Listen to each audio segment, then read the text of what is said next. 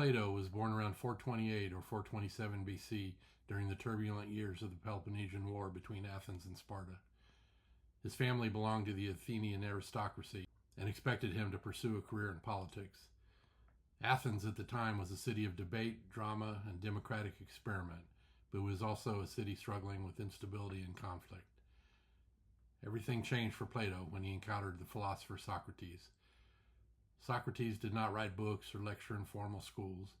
Instead, he wandered through Athens asking probing questions about justice, virtue, and truth. His method, relentless questioning, deeply impressed the young Plato and tormented law students ever since. For nearly a decade, Plato followed Socrates and absorbed his teachings. But in 399 BC, Athens condemned Socrates to death on charges of corrupting the youth and impiety.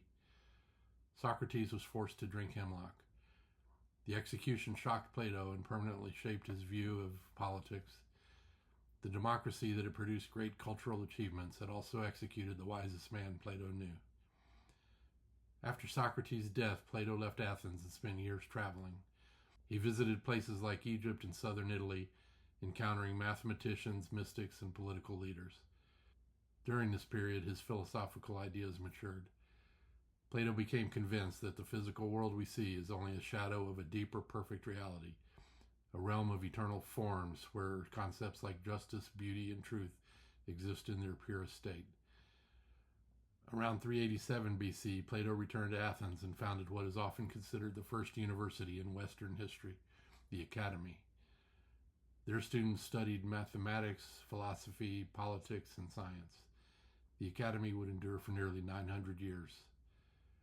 Among Plato's most famous students was the young Macedonian tutor named Aristotle, who would later become one of the greatest thinkers in history and the teacher of Alexander the Great. We covered Aristotle in an earlier video. Plato wrote his philosophy not as dry treatises, but as dialogues, dramatic conversations, often featuring Socrates as the central character.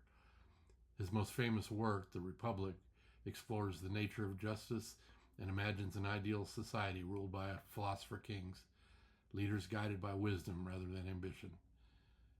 Plato died around 348 or 347 BC, likely in Athens, after decades of teaching and writing. Yet his influence only grew after his death. His ideas about reality, knowledge, ethics, and politics shaped the entire tradition of Western philosophy. In fact, one modern philosopher famously remarked that the history of Western philosophy is little more than a series of footnotes to Plato.